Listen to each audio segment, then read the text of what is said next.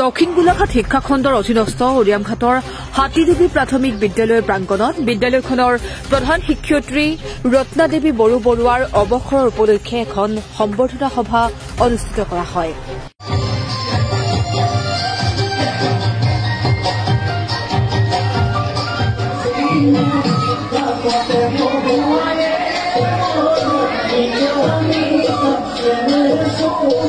ঊনৈশ 87 চনৰ জুন মাহত বিদ্যালয়খনত শিক্ষয়িত্ৰী হিচাপে যোগদান কৰা ৰত্নাদেৱী বড়োৱাই চলিত বৰ্ষৰ 31 মে তাৰিখে অৱসৰ গ্ৰহণ কৰে। বাইদেউ আজি গুচি গৈছে, সেইটো কাৰণে আমাৰ মনটো বহুত বেয়া লাগিছে। সেইটো কাৰণে ধন্যবাদ জনাইছো। বাইদেউ ভালে ভালে থাকক আৰু ভালে জীৱন কটাওক। বাইদেউ কেনেকুৱা? ভালে আছিলে, পঢ়া লিখা ধুনীয়াকৈ কৰাইছিলে। সুদীৰ্ঘ 37টা বছৰ বিদ্যালয়খনত শিক্ষকতা কৰা প্ৰধান শিক্ষয়িত্ৰীগৰাকীৰ বিদায় সম্বৰ্ধনা জনোৱাৰ মুহূৰ্তত ছাত্ৰ ছাত্ৰী অভিভাৱকসকল যথেষ্ট আৱেগিক হৈ পৰে।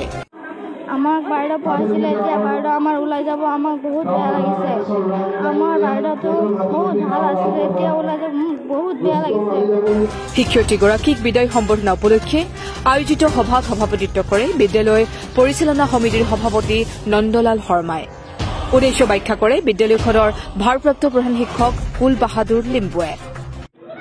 হয়, আজি অসম নাগালেণ্ড সীমান্ত ধনচিৰি মহকুমাৰ উৰিয়ামঘাট অঞ্চলত অৱস্থিত হাতীদেৱী প্ৰাথমিক বিদ্যালয়ৰ প্ৰধান শিক্ষয়িত্ৰী ৰত্নাদেৱী বড়ো বাইদেউৰ আজি বিদায় অনুষ্ঠান আছিল। আজি বিদায় অনুষ্ঠানত আমি প্ৰাক্তন ছাত্ৰ সমাৰোহ অথবা প্ৰাক্তন ছাত্ৰ ছাত্ৰীসকলে লগতে অভিভাৱকসকলে সমিলমিলেৰে যি এক বিদায় সভা অনুষ্ঠান পাতিলে, ই সঁচাই অতুলনীয়। আৰু যিহেতু বাইদেউ আমি গম পাওঁ বাইদেউ সুদীৰ্ঘ 37টা বছৰ এই বিদ্যালয়ত বাইদেউ কৰ্মৰত হৈ আছিল। যোৱা 30 মে তাৰিখে বাইদেউ এখন বিদ্যালয়ৰ পৰা অৱসৰ গ্ৰহণ কৰিলে। আৰু যিহেতু আজি 24 জুন 2024 আজি ৰাইজে আনুষ্ঠানিকভাৱে বাইদেউক বিদায় সম্বৰ্ধনা জনালে। যিহেতু বাইদেউ এখন বিদ্যালয়ত যেতিয়ালৈকে আছিল খুব নিয়াৰিকৈ খুব সততা আৰু দৃঢ়তাৰে এই বিদ্যালয়খন পৰিচালনা কৰি সমগ্ৰ সীমান্ত অঞ্চলতে এখন জাকত জিলিকা বিদ্যালয় হিচাপে গঢ়ি তোলাত বাইদেউ সক্ষম হৈছিল। সেই গতিকে বাইদেউৰ যি এক আজি বিদায় সমাৰোহত অজস্ৰজনে প্ৰায় শতাধিক ৰাইজে স্বতঃস্ফূৰ্তভাৱে ওলাই আহি বাইদেউক যি মৰম শ্ৰদ্ধা আৰু সম্বৰ্ধনা জ্ঞাপন কৰিলে, ই সঁচাই অতুলনীয়। আৰু আমি পৰিচালনা সমিতিয়ে আটাইকে আমি ধন্যবাদ জ্ঞাপন কৰিব বিচাৰিছোঁ। সভাত উপস্থিত থাকি বক্তব্য ৰাখে ক্ৰমে ৰেংমা সীমান্ত হাইস্কুলৰ অৱসৰপ্ৰাপ্ত সহকাৰী শিক্ষক গুণীৰাম বড়ো, সহকাৰী শিক্ষক প্ৰতাপ গগৈয়ে। অনুষ্ঠানত প্ৰাক্তন ছাত্ৰ ছাত্ৰী আৰু বিদ্যালয়ত অধ্যয়নৰত ছাত্ৰ ছাত্ৰীসকলে বিভিন্ন নৃত্য গীত পৰিৱেশন কৰে আৰু বিদায়ী প্ৰধান শিক্ষয়িত্ৰীগৰাকীক ফুলাম গামোচা আদিৰে উষ্ম বিদায়ী সম্বৰ্ধনা জনায়।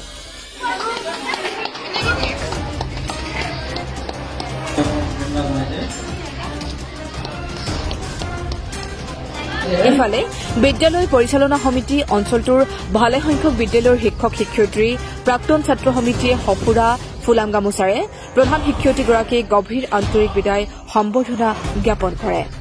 অনুষ্ঠানত উৰিয়ামঘাট অঞ্চলৰ বহুকেইখন বিদ্যালয়ৰ প্ৰধান শিক্ষক, সহকাৰী শিক্ষক, গাঁও প্ৰধান, প্ৰাক্তন ছাত্ৰ ছাত্ৰী আৰু ভালেসংখ্যক স্থানীয় ৰাইজ উপস্থিত থাকে।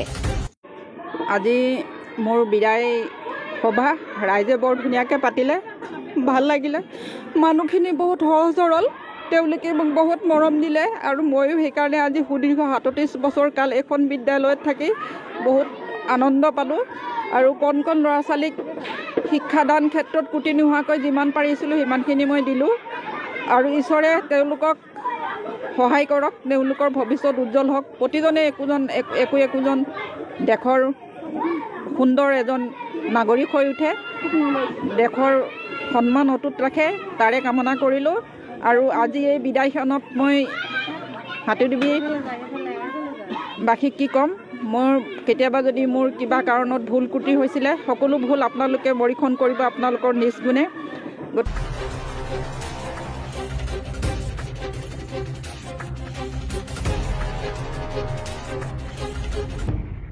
সৰু পথৰ পৰা বিজয় বিশ্বৰ report, the north east times.